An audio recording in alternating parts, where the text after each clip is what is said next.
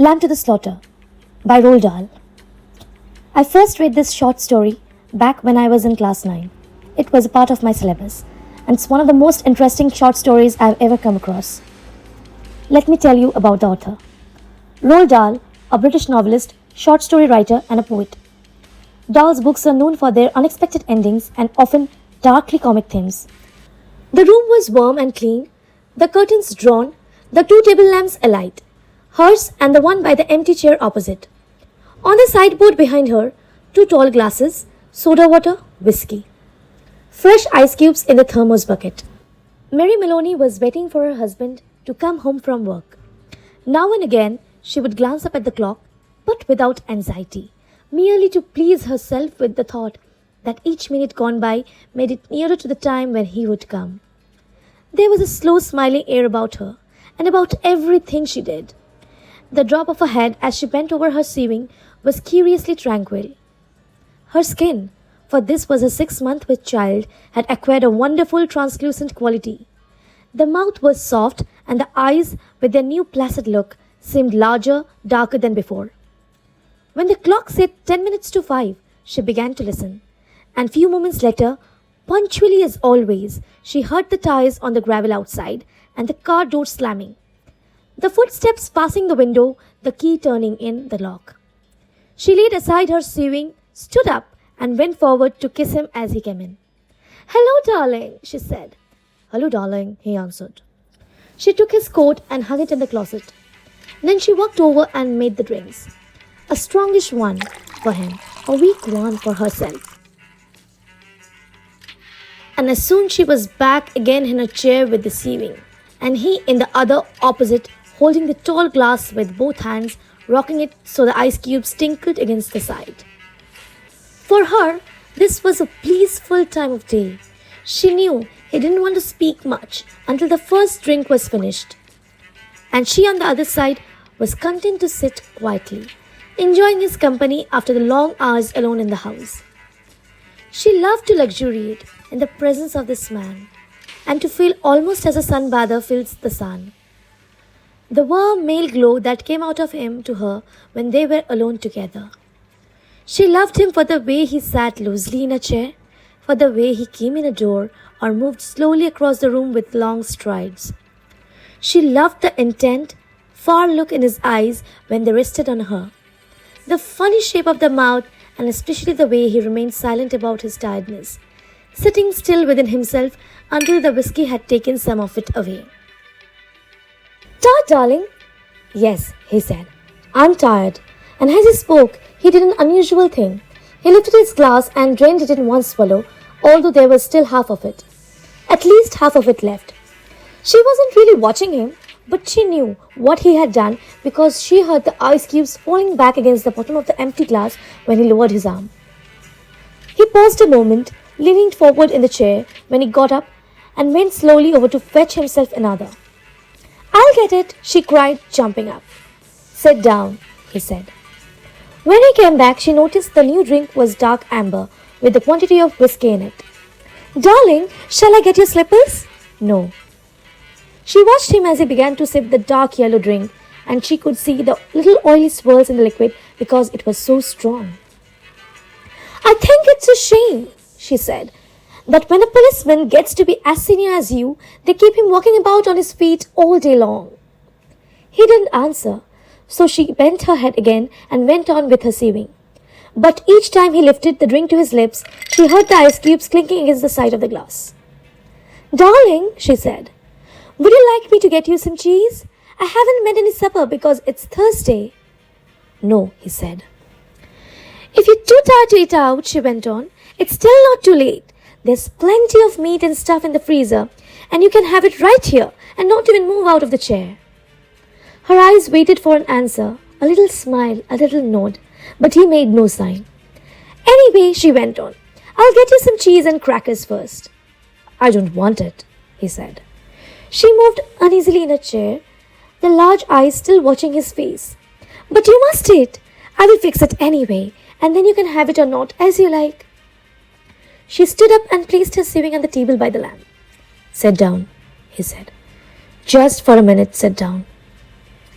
It wasn't till then that she began to get frightened. "Go on," he said. "Sit down."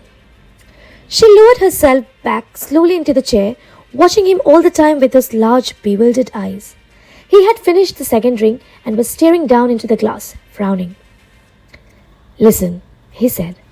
"I have got something to tell you." "What is it, darling? What's the matter?" He had now become absolute motionless, and he kept his head down so that the light from the lamp beside him fell across the upper part of his face, leaving his chin and mouth in shadow. She noticed there was a little muscle moving near the corner of his left eye. "This is going to be a bit of shock to you, I'm afraid," he said.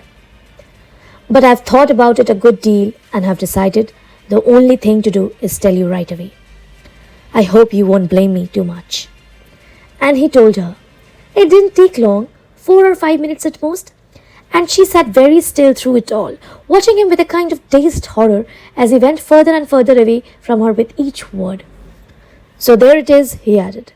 "And I know it's kind of a bad time to be telling you, but there simply wasn't any other way. Of course, I will give you the money and you are looked after, but there needn't really be any fuss. I hope not anyway. It won't be very good for my job." Her first instinct was not to believe any of it, reject it all. It occurred to her that perhaps he hadn't even spoken, that she herself had imagined the whole thing. Maybe if she had went about her business and acted as though she hadn't been listening, then she sort of woke up again, the night might find none of it had ever happened. "I'll get the supper," she managed to whisper, and this time he didn't stop her. When she walked across the room, she couldn't feel her feet touching the floor. She couldn't feel anything at all, except a slight nausea and a desire to vomit. Everything was automatic now. Down the steps to the cellar, the light switch, the deep freeze, the hand inside the cabinet taking hold of the first object it met. She lifted it out and looked at it. It was wrapped in paper, so she took off the paper and looked at it again. A leg of lamb. All right then, they would have lamb for supper. She carried it upstairs, holding the thin bone end of it with both her hands, and as she went through the living room, she saw him standing over by the window with his back to her, and she stopped. "For God's sake," he said, hearing her, but not turning round, "don't make supper for me. I'm going out." At that point, Mary Maloney simply walked up behind him, and without any pause, she swung the big frozen leg of lamb high in the air and brought it down as hard she could on the back of his head. She might just as well have hit him with a steel club. She stepped back a pace, waiting. And the funny thing was that he remained standing there for at least 4 or 5 seconds, gently swaying. Then he crashed to the carpet. The violence of the crash, the noise, the small table overturning, helped her bring out of the shock. She came out slowly, feeling cold and surprised, and she stood for a while blinking at the body, still holding that ridiculous piece of meat right with both hands. "All right," she told herself, "so I have killed him." It was extraordinary now, how clear her mind became all of a sudden. She began thinking very fast. As the wife of a detective, she knew quite well what the penalty would be. That was fine. It made no difference to her. In fact, it would be a relief. On the other hand, what about the child? What about the laws about the murderers with unborn children? Did they kill them both, mother and child, or did they wait until the 10th month? What did they do? Mary Maloney didn't know, and she certainly wasn't prepared to take a chance. She carried the meat into the kitchen, placed it in a pan, turned the oven on high, and shoved it inside. Then she washed her hands and ran upstairs to the bedroom. She sat down before the mirror, tidied her up, touched up her lips and face. She tried a smile. It came out rather peculiar. She tried again. "Hello, Sam," she said brightly. The voice sounded peculiar too. "I want some potatoes, please, Sam." "Yes. And I think a can of peas." That was much better. Both the smile and the voice were coming out better now. She rehearsed it several times more. Then she ran downwards, took her coat, went back to the back door, down the garden, into the street. It wasn't 6 o'clock yet, and the lights were still on in the grocery shop. "Hello, Sam," she said brightly, smiling at the man behind the counter. "Why, good evening, Mrs. Maloney. How are you?" "I want some potatoes, please, Sam." "Yes, and I think a can of peas." The man turned and reached up behind him on the shelf of peas. "But Patrick's decided he's tired and doesn't want to eat out tonight, she told him. We usually go out on Thursdays, and now he's caught me without any vegetables in the house. Then how about meat, Mrs. Maloney? No, I have got meat, thanks. I got a nice leg of lamb from the freezer. Oh, I don't much like cooking it frozen, Sam, but I'm taking a chance this time. You think it will be all right? Personally, the grocer said, I don't believe it makes any difference. You want this Idaho potatoes? Oh yes, that will be fine. 2 of those. Anything else? The grocer cocked his head on one side and looked pleasantly. How about afterwards? What are you going to give him for afterwards? Well, what would you suggest, Sam? The man glanced around his shop. How about a nice big slice of cheesecake? I know he likes that. Perfect, she said. He loves it. And when it was all wrapped and she had paid, she put on the brightest smile and said, Thank you, Sam. Good night. Good night, Mrs. Maloney, and thank you. And now, she told herself as she hurried back, all she was doing now, she was returning home to her husband and he was waiting for his supper. And she must cook it good and make it as tasty as possible because the poor man was tired. And if, when she entered the house, she happened to find anything unusual or tragic or terrible, then naturally it would be a shock and she would become frantic with grief and horror. Mind you, she wasn't expecting to find anything. She was just going home with the vegetables. Mrs. Patrick Maloney going home with the vegetables on Thursday evening to cook supper for her husband. That's the way, she told herself. Do everything right and natural. Keep things absolutely natural and there will be no need for any acting at all. Therefore, when she entered the kitchen by the back door, she was humming a little tune to herself and smiling. Patrick, she called. How are you, darling? She put the parcel down on the table and went to the living room. And when she saw him lying on the floor with his legs doubled up and one arm twisted back underneath his body, it really was rather a shock. All the old love and longing for him welled up inside her, and she ran over him, knelt down beside him, and began to cry her heart out. It was easy. No acting was necessary. A few minutes later, she got up and went to the phone.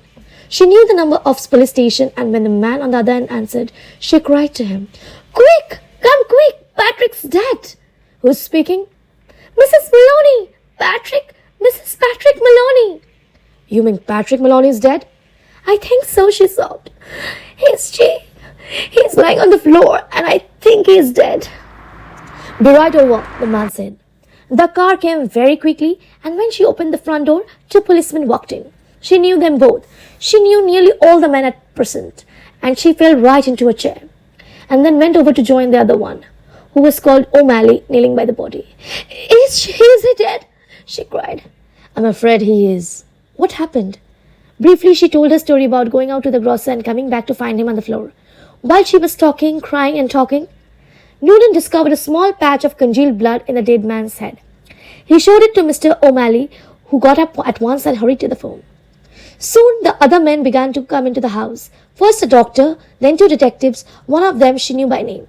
Later, a police photographer arrived and took pictures, and a man who knew about fingerprints. There was a great deal of whispering and muttering beside the corpse, and the detectives kept asking her a lot of questions. But they always treated her kindly. She told her story again, this time right from the beginning, when Patrick had come in, when she was sewing, and he was so tired he hadn't want to go out for supper. She told how she had put the meat in the oven. It's there now, cooking, and how she had slipped out to the grocer for vegetables and come back to find him lying on the floor. Which grocer? One of the detectives asked. She told him, and he turned and whispered something into the other detective, who immediately went outside into the street. In 15 minutes, he was back with a page of notes, and there was more whispering, and through her sobbing, she heard a few of her whispered phrases. Acted quite normal, very cheerful, wanted to give him a good supper. Peas, cheesecake, impossible that she. After a while, the photographer and the doctor departed, and the 2 other men came in and took the corpse away on a stretcher. Then the fingerprint man went away. The 2 detectives remained, and so did the 2 policemen. They were exceptionally nice to her, and Jack Noonan asked if she wouldn't rather go somewhere else, to her sister's house perhaps, or to his own wife, who would take care of her and put her up for the night. No, she said. She didn't feel she could move even a yard. at the moment. Would they mind awfully if she stayed just where she was until she felt better? She didn't feel too good at the moment. She really didn't. So they left her there while they went about their business. Searching the house, occasionally one of the detectives asked her another question. Sometimes Jack Noonan spoke at her gently when he passed by. Her husband, he told her, had been killed by a blow on the back of the head administered with a heavy blunt instrument, almost certainly a large piece of metal. They were looking for the weapon. The murderer may have taken it with him, but on the other hand, he may have thrown it away or hidden it somewhere on the premise. It's the old story, he said. Get the weapon and you have got the man. Later, one of the detectives came up and sat beside her. Did she know, he asked, of anything in the house that would have been used as a weapon? Would she mind having a look around to see if anything was missing? A very big spanner, for example, a very heavy metal vase. They didn't have any metal vases, she said. Or a big spanner? She didn't think they had a big spanner, but there might be some things like that in the garage. The search went on. She knew that there were other policemen in the garden all around the house. She could hear the footsteps on the gravel outside, and sometimes she saw a flash of torch through the chink in the curtains. It began to get late, nearly 9, she noticed by the clock on the mantel. The 4 men searching the room seemed to be growing weary, a trifle exasperated. Jack, she said, the next time Surgeon Noonan went by, would you mind giving me a drink? Sure, I will give you a drink. You mean this whiskey? Yes, please. Just a small one. It might make me feel better. He handed her the glass. Why don't you have one yourself, she said. You must be awfully tired. Please do. You have been very good to me. Well, he answered, it's not strictly allowed, but I might just take a drop to keep me going. One by one, the others came in and persuaded to take a little nip of whiskey. They stood around rather awkwardly with the drinks in their hands, uncomfortable in her presence, trying to say consoling things to her. Surgeon Noonan wandered into the kitchen, came out quickly and said, Look, Mrs. Maloney, you know that oven of yours is still on? And that meat is still inside? Oh, dear me, she cried, so it is. I better turn it off for you, hadn't I? Will you do that, Jack? Thank you so much. When the surgeon returned to the second time, she looked at him with large, dark, tearful eyes. Jack Noonan, she said. Yes? Would you do me a small favor, you and these others? We can try, Mrs. Maloney. Well, she said, here you all are, and good friends of dear Patrick's too, and helping to catch the man who killed him. You must be very terribly hungry by now. It's long past your supper time, and I know Patrick, he would never forgive me. God bless his soul, if I allowed you to remain in his house without offering you decent hospitality. Why don't you eat up that lamb that's in the oven? It will be cooked just and right by now. Won't dream of it, Surgeon Noonan said. Please, she begged. Please eat it. Personally, I couldn't touch a thing. Certainly not what's that been in the house when he was here. But it's all right for you. It would be a favor for me if you eat it up. Then you can go on with the work again afterwards. There was a good deal of hesitating among the 4 policemen. But they were clearly hungry, and in the end they were persuaded to go into the kitchen and help themselves. The woman stayed where she was, listening to them speaking among themselves, their voice thick and sloppy because their mouths were full of meat.